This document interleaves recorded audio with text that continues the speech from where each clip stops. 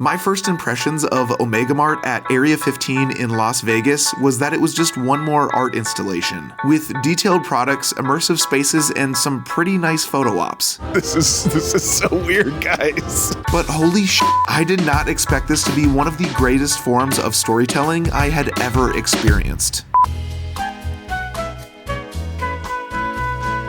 First off, I was shocked with how empty it was. And one major point I really think I should be making right now is that this is not crowded whatsoever. And a main reason for that, not only because it's during the week, but they limit the amount of people that come into Omega Mart at a time. Now I had to select a return time for I picked the 12 p.m. right at noon, came in here first. I was one of the first people to get in here, and I thought that might be one of the only times where I get pretty open shots, but it's literally already been 20, 30 minutes and there's still nobody here, guys. And I don't know, that's just a huge sales point for me, mainly because I don't like crowds, but also it really actually adds to the experience when it's not shoulder to shoulder with people.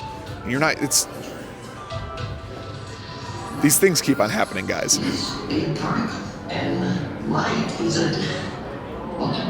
Okay, so step one of your experience after entering the store itself before you do anything else. Do yourself a favor and pick up one of these boop cards. I think that's what it's called. It's with these cards that the story really expands. I am now a new hire to the company, and I'm going to use this to boop on all these little touch points, like the one right here, to figure out exactly what's going on with this really, really interesting store. I'm a little confused, but we're gonna learn together. After getting a hang of these scanners, there are some important characters you should probably get to know, which was explained to me by a very helpful manager. Now, you're gonna learn all about Walter and Cecilia today. Walter's the founder of Omega Mart. Cecilia's his daughter, currently the CEO, since Walter has, retired. See if we can find out what happened to Walter. I was told my best place to start out was over here by this touch point over here, and a manager, a very lovely manager, helped me out with some helpful tips that I'm sure you guys will appreciate as well. Although my story took me upstairs, I do want to start downstairs and actually enter through the main way that I've seen a lot of people use in the past, and that is this this door, this freezer door. Okay, this may be obvious, but spoilers are ahead. You have been warned. One trip through the freezer and we had entered the small shack owned by Walter Drom's brother, Charlie, in the desolate desert town of 7 Monolith Village, where not only do we learn a few things about aliens and Bigfoot, but also where we're introduced to one more very important character, Marin, the daughter of Cecilia. I know what you're thinking. Whoa, Ryan, slow down. That's a lot of people to remember. So let me recap. Walter Drom, former CEO of Omega Mart and Drom Corp. Cecilia Drom, Walter's daughter, who began working at Drom Corp in 2000 and returned from sabbatical in 2005 to launch the Drom Corp Advanced Research Team, culminating in the 2013 opening of the futuristic Additive S production facility near-ish to Las Vegas. More on that Additive S later. Next, we have Marin Drom, the daughter of Cecilia and the granddaughter of Walter. She's 16 years old and lives in 7 Monolith Village with her uncle Charlie. And finally, Charlie Drom, the brother of Walter. Okay, I think that's it for now. And if you're one of the tourists and you're hearing this now, welcome to 7 Monolith Village. So why are we here? We have traveled to 7 Monolith Village because this is the location of the Drom Corp factory, all due to its natural abundance of the S additive, or as the locals know it, the source. At our time of visit, the well that stores the source was plugged up, assumingly by Drom Corp, and what was once a flowing river is now only a small leak entering 7 Monolith Village, which we had learned was a life source for the community, as seen in this welcome sign being constantly updated as the population dies off. Former CEO Walter Drom took it upon himself to add the source to all Omega Mart products because he thought it would boost customer satisfaction or something like that. The story itself plays out in front of you through the means of a wide variety of media: company training videos, radio broadcasts, dream sequence music videos, personal computers which you can log into and read emails between major characters. This storyline keeps having me scan into people's computers as them. I don't know how I feel about that. I feel like I'm violating these people's privacy. Something that I was warned about by one of the employees, and it's very evident now, is that I should not stop and try and watch every single one of these little movies. And I should just keep moving, and I could go back and scan that QR code at the end. And I'm sure you could like literally scan it from the clip I included earlier if you really, really are interested. Probably my favorite incorporation of media was in Marin's room, where the mirror above the dresser was a dream that she had. This is not just any video. This is a music video / short film made by Meow Wolf in collaboration with the artist Beach House, revealing tons of story points, including Marin's strained relationship with her mother, her strange encounters with aliens, and her supernatural powers to create portals, which explains the reason we are here in the first place. Since Marin and her grandfather have gone missing, there are many portals between Omega Mart and 7 Monolith Village that have opened up. Like, I think I counted 8, and I'm pretty sure I didn't even get to all of them. My favorite was probably this hidden spiral staircase behind this display of t-shirts. This music video also had some absolutely breathtaking scenes. There was so much effort poured into this one part of the story alone. Okay, so this short film is available on Meow Wolf's official YouTube channel, and I highly suggest checking it out once this video is done. I guess this is me trying to say that the media that Meow Wolf created for this experience is just like above and beyond anything I was to expect. All of which then helps push the story away from the village and towards what may be causing all these strange happenings: the Dramcorp factory and corporate headquarters. This is the part of the video where I take a moment to appreciate the artistry poured into this place. Every single room, every hallway, every staircase, hidden corners, nooks, and crannies. There are visually breathtaking sets, with purpose behind each brushstroke and lighting cue. Except this room. Warning, there will be strobes in 3, 2, 1.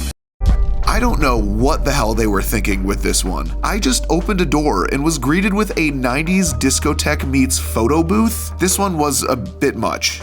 Both the factory and Dramcorp headquarters were filling most of the remaining space of Omega Mart, with countless minigames and side missions. Okay, I don't know where I'm going, but there's a hole, and I think it's calling me.